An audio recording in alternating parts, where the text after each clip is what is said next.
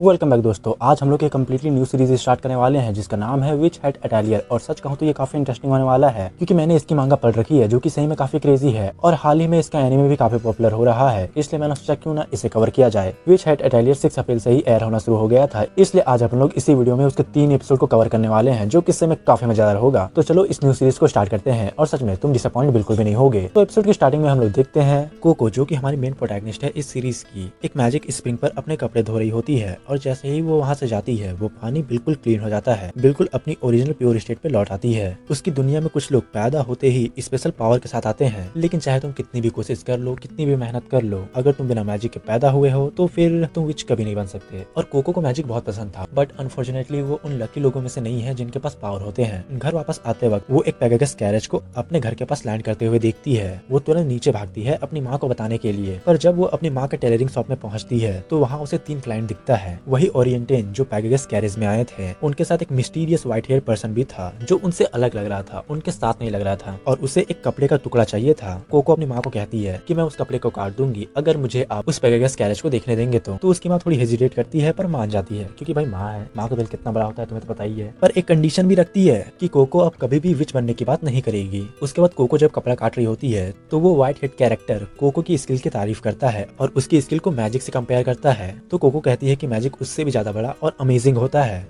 और वो अपनी इंटरेस्ट मैजिक के प्रति क्लियरली दिखाती है। पर जब वो पर्सन पूछता है कि उसे मैजिक इतना क्यों पसंद है तो कोको उसे अपने चाइल्डहुड की एक स्टोरी बताती है। बचपन में उसकी मुलाकात एक मास्क विच से हुई थी जिसने उसे एक बुक और एक वॉन्ड दिया था और तब से ही कोको को मैजिक से प्यार हो गया है। लेकिन उसकी माँ ने उसे कहा क्योंकि वो मैजिक के साथ पैदा नहीं हुई है इसलिए वो कभी भी विच नहीं बन सकती है। पर तभी अचानक आवाज आती है और पता चलता है कि गाँव के 2 लड़कों ने उस कैरेज को तोड़ दी है। लेकिन उन औरतों के पास गुस्सा होने का भी टाइम नहीं होता। व्हाइट हेड पर्सन जिसका नाम केफरी है वो खुद को एक विच रिवील करता है और कैरेज को ठीक करने का ऑफर देता है। वो कहता है कि मैं बाहर मैजिक नहीं कर सकता। तो कोको तुरंत कहती है कि आप मेरे वर्कशॉप को यूज कर सकते हैं, वहाँ पे आपको मैजिक करते हुए कोई भी नहीं देख पाएगा। तो वो कोको को कहता है कि वो डोर पर नजर रखे।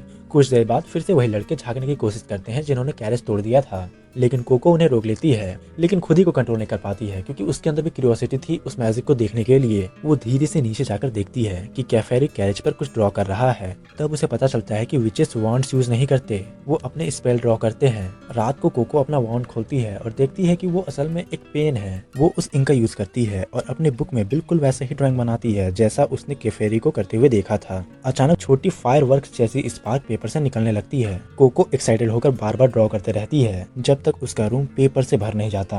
पर जब वो एक कॉम्प्लेक्स ड्राइंग कंप्लीट करती है, कीफ्रे तुरंत उसे घर से बाहर खींच लेता है। तब तक कुछ आइस जैसा स्ट्रक्चर उसके घर में तेजी से फैलने लगता है और फिर सबसे बुरा होता है, उसकी माँ उसे ढूंढते हुए बाहर आती है और कोको अपनी आंखों के सामने उसे आइस में फ्रीज होते हुए देखती है।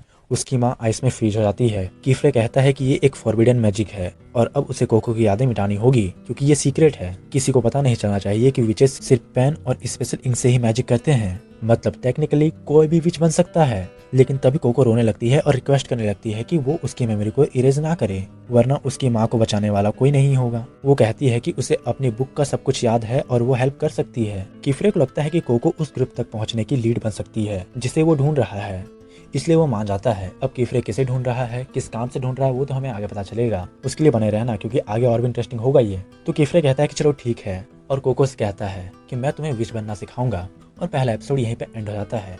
अगले एपिसोड में हम लोग देखते हैं कि कोको फाइनली केफरी के घर पहुंच जाती है। यहीं पर वो उसे मैजिक सिखाएगा। अब से यही उसका नया घर होने वाला है। जैसे ही वो अंदर एंटर करती है, केफरी उसे एक मैजिक आइटम दिखाता है जिसमें वो पानी भर देता है और फिर चला जाता है। लेकिन कोको को समझ नहीं आता कि उसे यूज करते कैसे हैं।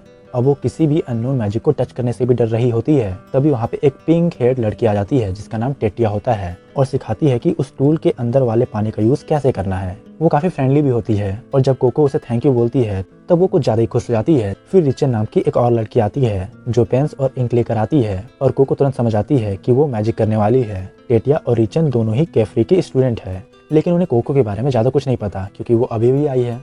लेकिन जैसे ही कोको कैजुअली बोल देती है कि उसने अपना पहला स्पेल एक दिन पहले ही किया था तो रूम का एटमॉस्फेयर ही बदल जाता है। सब कुछ थोड़ा डार्क और टेंस हो जाता है क्योंकि विचेस के बीच एक र्यूमर ऑलरेडी स्प्रेड हो चुका है। एक बच्ची ने फॉरबिडन स्पेल को परफॉर्म किया है, इसलिए वो लोग काफी डर जाती है।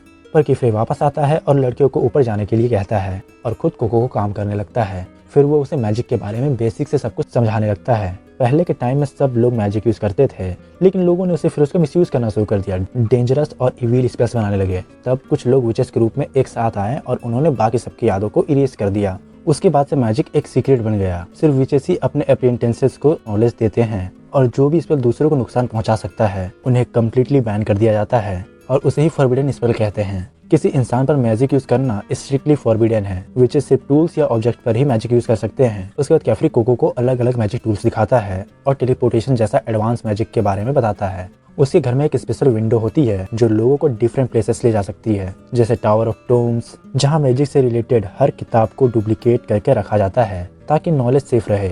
कोको को लगता है कि शायद उसे अपने आंसर वहां मिल सकते हैं, लेकिन उसके लिए पहले एक टेस्ट पास करना होगा।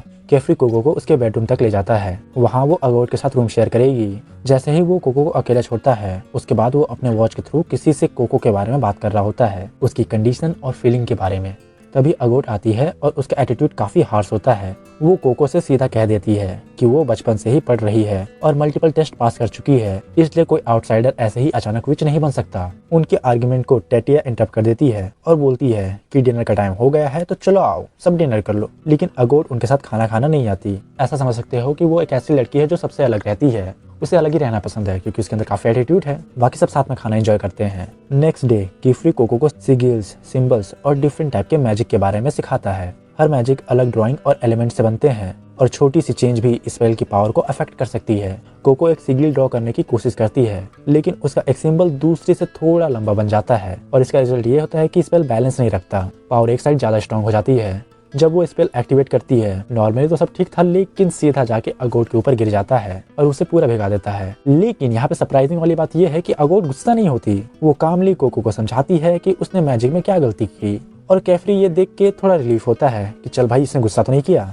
उसे लगता है कि वो दोनों को थोड़ी देर के लिए अकेला छोड़ सकता है। फिर वो बताता है कि उसे एक मीटिंग के लिए जाना है और वो 2-3 दिन तक घर से बाहर ही रहेगा। तब तक अगोट ही कोको को स्टडी में हेल्प करेगी। लेकिन जैसे ही कैफ्री डोर से गायब होता है, अगोट का पूरा टोन ही बदल जाता है, काफी स्ट्रिक्ट हो जाती है। अगोट कोको को सीधा बोलती है, अगर तुम्हें यहाँ रहना है तो तुम्हें खुद को प्रूफ करना होगा कि तुम यहाँ के लायक हो, विच बनने के लायक हो। और अगोट टेस्ट खुद लेगी। मतलब कोको को अब अगोट का टेस्ट पास करना होगा। और एपिसोड नंबर 2 भी यहीं पे एंड हो जाता है। अगले एपिसोड में हम लोग देखते हैं कैफ्री ग्रेट हॉल पहुंचता है और वहां उसकी मुलाकात एलेरा नाम की एक और विच से होती है। वो उसे उसकी नई अप्रेंटिस के बारे में पूछती है और कहती है कि वो उसे ब्रेमलैंड कैप्स तक ले जा सकती है। ये वही लोग हैं जिन्हें कैफ्री काफी टाइम से ढूंढ रहा है। लेकिन कैफ्री कहता है कि अभी कोको को ऑफिशियली उसकी अप्रेंटिस नहीं कहा जा सकता। उसे पहले डेडा रेंज टेस्ट पास करना होगा और इस सीजन में तो वो टेस्ट काफी डेंजरस होता है। फिर सीन शिफ्ट होता है और हम देखते हैं कि कोको ऑलरेडी तैयारी कर रही होती है। अगोट उसे समझाती है कि उसे माउंटेन के समिट तक जाना है और वहां से एक स्पेशल हर्ब लाना है। सिर्फ 3 आइटम यूज करके कोको चूज करती है, गार्डियन और वेपर बबल और अगोट के फ्लाइंग शूज। इन्हीं तीनों आइटम का यूज करके उसे वो हर्ब को लाना होगा। जैसे ही वो पोर्टल में एंटर करती है, वो एक जंगल के बीच में पहुंच जाती है। वो जल्दी ही गाइडिंग ऑर्ब का यूज करना सीख लेती है और थोड़ी देर भटकने के बाद वो जंगल से बाहर निकल आती है। अब उसके सामने असली डेडा रेंज होता है। फ्लोटिंग लैंड के टुकड़े गोल गोल ऑर्ब्स की तरह हवा में तैर रहे होते हैं। उसे उन्हें क्लाइंब करके टॉप तक पहुंचना है। कोको को याद आता है कि उसके पास फ्लाइंग शूज हैं, लेकिन उन्हें चलाना इतना भी आसान नहीं होता। तो पहले वो प्रैक्टिस करती है, उड़ना सीखती है, बैलेंस बनाना सीखती है, जब तक वो एक डिसेंट हाइट तक पहुंच नहीं जाती। फिर वो एक ऑर्ब पर लैंड करने की कोशिश करती है, लेकिन वो घूमता है और उसे नीचे गिरा देता है। थैंकफुली वो वक्त पर कंट्रोल कर लेती है, लेकिन दोबारा ट्राई करती है और फिर गिरने लगती है। लेकिन इस बार वो एक बेल यानी कि वाइन्स को पकड़कर बच जाती है। तभी एक ब्रश बड़ी मतलब एक अजीब सा व्हाइट फरी वॉर्म उसे डरा देता है। कोको का बैलेंस पूरी तरह से बिगड़ जाता है और वो सीधा कीचड़ में गिर जाती है। दूसरी तरफ हम लोग देखते हैं कि एलेरिया कोफेरी से कहती है कि उसे ग्रेट हॉल शिफ्ट हो जाना चाहिए क्योंकि बहुत सी विचेस वहाँ रहती है। लेकिन कैफ्री कहता है कि वो सिर्फ जरूरत पड़ने पर ही वहाँ आता है। हालांकि एलेरा थोड़ी सी स्विम करती है, जैसे कि उसे पता हो कि कैफ्री का उस जगह से कोई पुराना रिश्ता है, ये शायद नफरत। सीन शिफ्ट होता है और हम लोग देखते हैं कि अटैलेज में तेतिया कोको के टेस्ट को लेकर काफी वरीड होती है, लेकिन अगोट को कोई फर्क नहीं पड़ता। वो कहती है अगर कोको ये टेस्ट पास नहीं कर पाती तो वो अप्रेंटिस बनने के लायक तो बिल्कुल भी नहीं है, ना ही उसे कोई हक है। और वो उन लोगों को बिल्कुल पसंद नहीं करती जो वो खुद कर सकती है और बाकी लोग नहीं कर सकते, स्पेशली आउटसाइडर्स जैसे कि कोको। अगोट कॉन्फिडेंटली बोल देती है कि कोको फेल हो जाएगी और सच बोलो तो वो सही भी लग रहा था क्योंकि कोको काफी स्ट्रगल कर रही थी। फिर सीन शिफ्ट होता है और हम लोग देखते हैं कोको ना तो शूज को प्रॉपर्ली यूज कर पा रही थी, ना ही इंक को, क्योंकि पानी में सब खराब हो गया था। कोको एक छोटी सी बोट में नदी के साथ बह रही होती है और अंदर से पूरी तरह से टूट चुकी है। वो सोचती है कि वो दूसरी लड़कियों जैसा बिल्कुल भी नहीं है उन्हें बचपन से सब पता था, वो तो क्लियरली इन्फीरियर है, मतलब उन लोगों से नीचे है। और उसी वक्त वो गिव अप करने वाली होती है, लेकिन तब उसे अपनी माँ की याद आती है। कैसे उन्होंने रोज रोज सीविंग सिखाया, कैसे चोको धीरे धीरे इम्प्रूव हुई, इतने की कीफ्रे ने भी उसकी तारीफ की। और वहीं से स्पार्क जलता है। अपनी कोको मोटिवेट हो जाती है। वो डिसाइड करती है अगर दूसरों का मैजिक काम नहीं कर रहा है तो मैं अपनी खुद की मैजिक बनाऊंगी। वो पत्थर और कपड़े उठाती है और उन्हें अपने स्विंग पूल जैसा बनाने की कोशिश करती है। कोको अपने बोट के लिए एक सेल बनाती है और उस पर फ्लाइंग सीगल्स ड्रॉ करती है, लेकिन वो उन्हें थोड़ा अलग तरीके से बनाती है ताकि वो सेल को ऊपर पुश कर सके। वो स्पेल एक्टिवेट करती है पर बोट टूट जाता है। पर इस बार टूटना हार नहीं था, वो एक नई शुरुआत थी, क्योंकि वो सेल एक ग्लैडियर बन जाता है और कोको आसमान में उड़ने लगती है।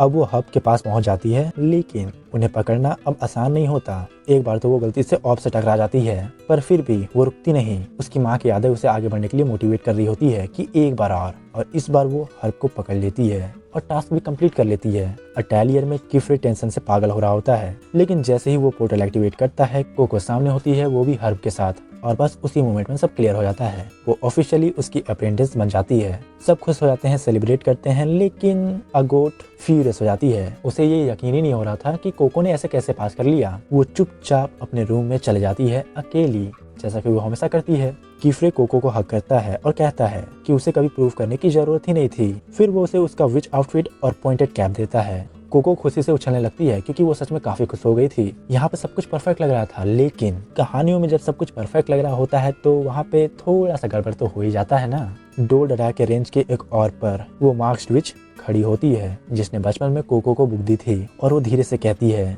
बीज उग चुका है, मतलब कुछ तो तगड़ा प्लान इन लोगों का भी है। और एपिसोड 3 भी यहीं पे एंड हो जाता है।